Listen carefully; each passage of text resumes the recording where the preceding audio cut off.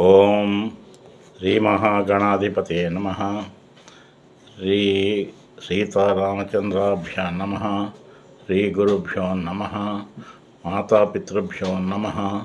సర్వేభ్యో మహాజనేభ్యో నమ. ఈరోజు వివాహ పొంతనలు అనే విషయంలో చిత్తా నక్షత్రం అమ్మాయికి పనికి వచ్చే అబ్బాయి నక్షత్రాల గురించి తెలుసుకోదలుచుకున్నాము. ఈ చిత్తా నక్షత్రం రాక్షసగణం 1-2 పాదాలు కన్యారాశిలోని, 3-4 పాదాలు తులారాశిలోని ఉంటాయి. జంతువు పులి. అయితే ఈ కన్యారాశిలో ఉండేటటువంటి 1-2 పాదాల అమ్మాయికి మేషరాశి అయినటువంటి నక్షత్రాలు అశ్విని, భరణి, కృత్తిక, పాదం, మేషం. ఈ మేషరాశి మేష లగ్నంలో ఉండే అబ్బాయిలతోటి పొంతన కుదరదు. అలాగే 3-4 పాదాలు తులారాశి అయినటువంటి అమ్మాయికి 6వ రాశి అవుతున్నటువంటి మీనరాశి, పూర్వభద్ర 4వ పాదం, ఉత్తరాభద్ర, రేవతి ఈ నక్షత్రాలతో పొంతన కుదరదు. మీనరాశి మీన లగ్నం పనికిరాదు. అయితే పనికొచ్చే నక్షత్రాలు ఏమిటయ్యా అంటే చిత్త మొత్తం అందరికీ కూడా పనికొచ్చే నక్షత్రాలు స్వాతి, శతభిషం, ఆరుద్ర. ఇవి రాహు నక్షత్రాలు. తారాబలంలో సంపత్తారవుతాయి. నెక్స్ట్ మూల, మృగశిర, ఉత్తరాషాఢ, కృత్తిక 2-3-4 పాదాలు.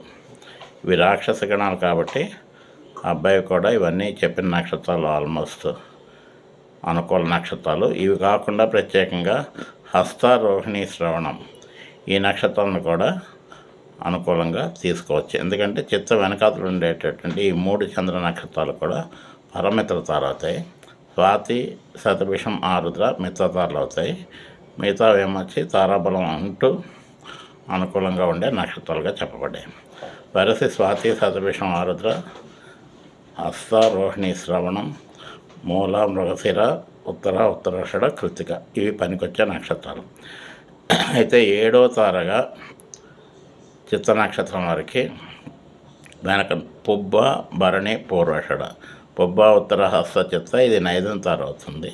అబ్బాయి నక్షత్రం పుబ్బ, పూర్వాషాఢ, భరణి అయితే వివాహ పొంతన కుదరదు. అలాగే చిత్త దగ్గర నుంచి మనం లెక్కబెట్టినట్టయితే 4వ తార క్షేమతార అవుతుంది. ఈ క్షేమతార చిత్త, స్వాతి, విశాఖ, అనురాధ ఇవి చిత్త కుజ నక్షత్రం, చిత్త గోడి అంతా. ఈ అనురాధ, ఉత్తరాభద్ర, పుష్యమి శని నక్షత్రాలు క్షేమతారులు. నక్షత్రాధిపతులకి మైత్రి ఉండదు. అయినప్పటికీ కొన్ని ప్రత్యేకమైన పరిస్థితుల్లో తప్పనిసరిగా అబ్బాయి నక్షత్రాలు అనురాధ, ఉత్తరాభద్ర, పుష్యమి అవుతూ చిత్తవారితో వివాహం చేయవలసి వస్తే, అమ్మాయితో వివాహం చేయవలసి వస్తే ఇది వెసులుబాటుగా తీసుకొని వివాహ సమయంలో 1 గ్రామ్ గోల్డ్ పంతులు గారికి దానం ఇచ్చి నైధనతార దోష నివారణార్థం అని అబ్బాయి నమస్కారం చేసి పంతులు గారు ఆశీర్వచనం చేసుకుని వివాహం చేసుకోవచ్చని ప్రత్యేకమైనటువంటి వెసులుబాటు మాత్రమే. అన్ని వేళ ఇది ఆమోదయోగ్యం కాదు. తప్పనిసరి అయితే చేసుకోవచ్చు. ఈ సమాచారాన్ని విన్నందుకు ధన్యవాదాలు.